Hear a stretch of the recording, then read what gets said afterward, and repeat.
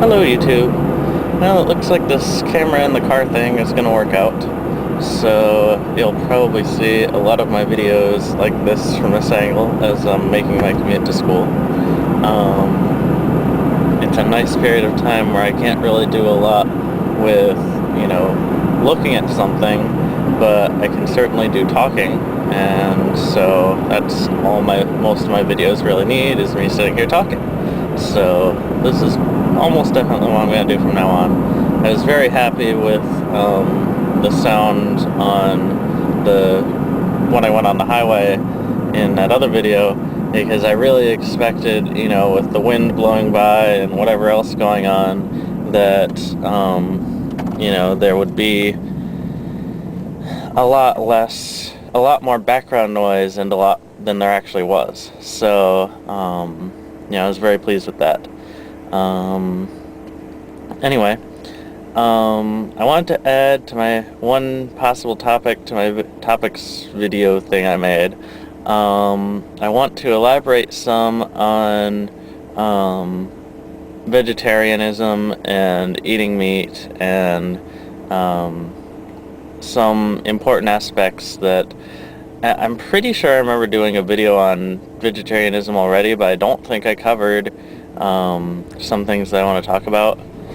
And I don't know. I'm pretty sure I at least mentioned it, but I don't know if I did a whole video, and I'll have to check into that. But that is another topic which I would like to cover in more depth than I have if I already have covered it. I also wanted to mention that Katie started and I helped finish a very fun project last night.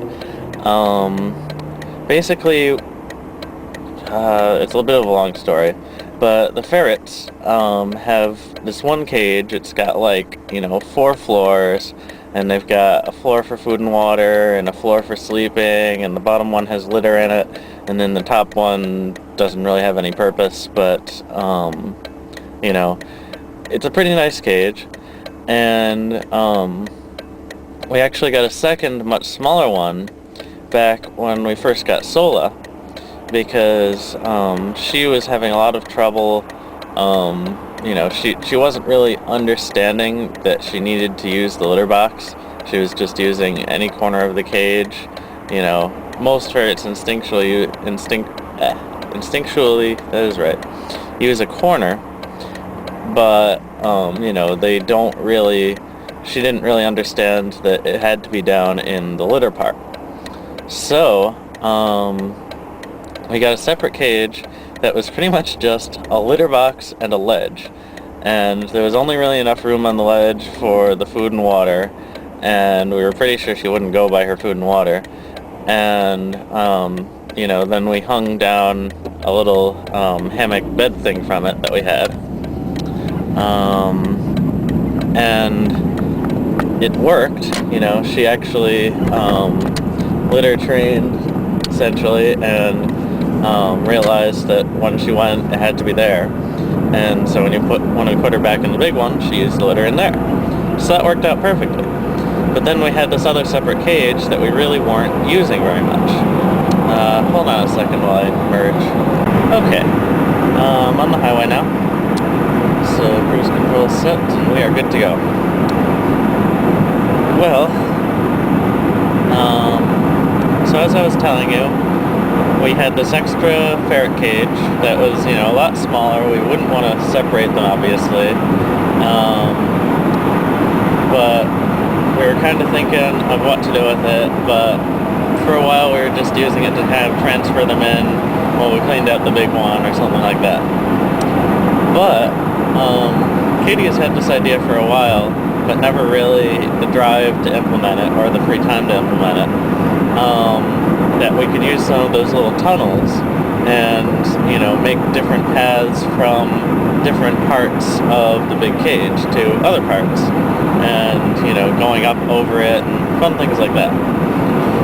So, she finally decided that we were going to try implementing that, and the really fun part is we put the little cage on the other end of the room, actually over in the dining room really, and have one tunnel that goes all the way down there. So right now, there's one tunnel, and we got these plastic, she actually cut the lids off of these plastic boxes she had, and it worked out really well. We cut holes in them and made essentially, square blockers so that when the tube came out the door of the cage, then it still would block the door and prevent them from just basically going around the tube. And so we've got one tunnel that comes from the right side of the cage in that top, basically useless floor, although now we put another bed up there. And that comes down around to the third floor of the left side, where the beds are, or the rest of the beds are. And then the one coming out of there actually goes into a T intersection, and the one side goes up, but the other side goes down, and goes all the way to the dining room with like 3 tunnels, and goes into the smaller cage, which I had to, clip off some things off the sides, because before it only had one door, and we need at least one door to bring them out of, and one door for the tunnel to go into. So, it turned out even better than I thought it would. It looks really nice.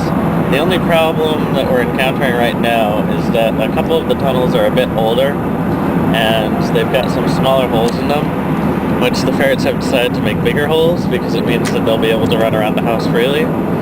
So we've had to duct tape up a few holes, but as of right now they're all inside and safe, and we've also made sure to, ferret-proof the house while we're sleeping and such, so that they don't get into any kind of trouble there. Anyway, I'm probably going to make a video of all of this and of them running around in it because it's very fun to watch them play.